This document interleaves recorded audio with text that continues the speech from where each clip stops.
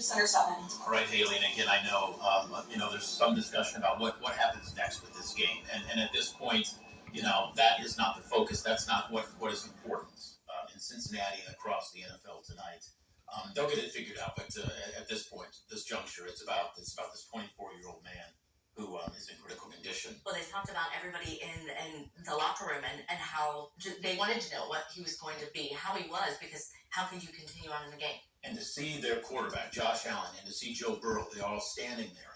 They were dumbfounded, very emotional. Josh Allen holding his face and crying to see a player like that down. And again, they worked on him for almost 30 minutes there on that field at Paycor Stadium as they were trying to stabilize him.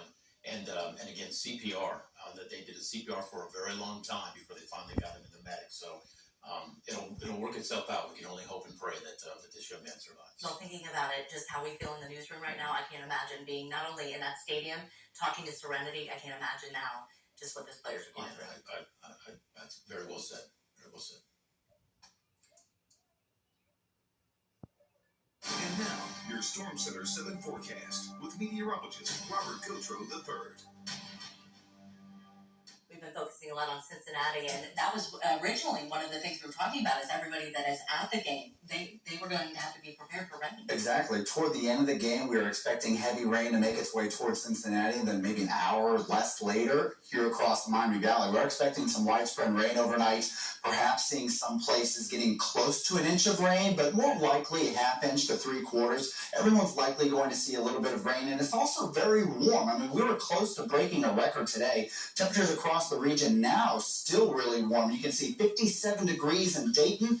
In fact, nobody's even in the 40s at this point. We have a lot of cloud cover. That's helping to keep some of the heat in, but the big reason why it's warm is because winds are coming out of the south. Even though they're light, they're bringing a lot of warm, moist Gulf air, actually, Gulf of Mexico. And so you can see we're about 6 degrees warmer than this time yesterday in Dayton.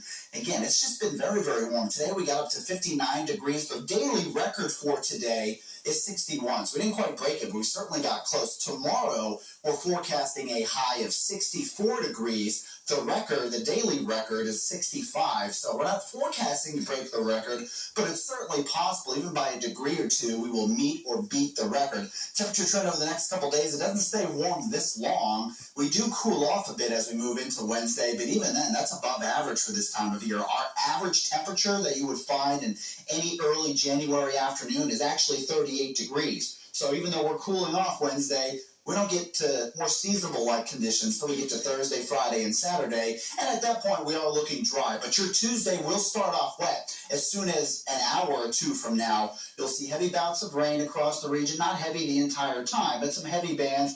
And, yeah, perhaps even a few rumbles of thunder. This is the rainfall headed our way. It's already in southern Indiana. And I showed you earlier how there was couple claps of lightning in there, so claps of thunder. So you might actually hear a little bit of that overnight. The good news is that we're not expecting any severe weather. No tornadoes, no hail or anything like that.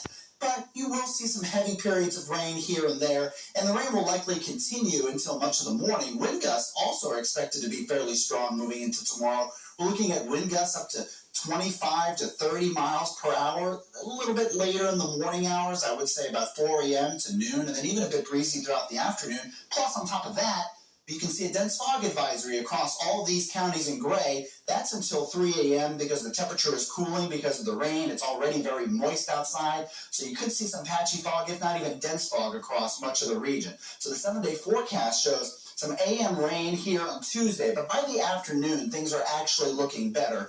And then a few showers possible on Wednesday, but the wettest day is definitely going to be tomorrow morning. And then as we move even later into the week, it actually dries out a little bit, and you're not going to see that much in the way of rain, but more seasonable temperatures. Let's time out the rainfall here across the region. You can see as we get closer toward actually, the rain isn't showing up here, but as we get closer toward the midnight hour, that's where we're going to see the best chance for at least some heavier rain entering in the Miami Valley. And there you go. You can see it continues even into about 4, 5, 6 a.m. So this is going to be on your commute tomorrow. You're going to be dealing with some heavy bouts of rain at times. But as we get closer toward the lunchtime hour, that's when we expect it to at least let up a little bit. But even by noon tomorrow, you can still see a few sprinkles that way before we finally begin to dry out. So overall, be prepared for some rain tonight. It's going to be heavy at times. Everyone's going to see a little bit of something, but then as we move into the afternoon tomorrow, it begins to dry out a little bit, and then we'll actually dry out and be a little bit chillier during the week. So you still need your jackets, but as of right now, in the next day or so, it's going to be a little bit warm, and it's going to be a little bit wet. All right, Robert, thank you. We're going to take it back to Cincinnati, where, as we've been talking, NFL has suspended the Bengals-Bills game tonight because of that Buffalo player now in critical condition.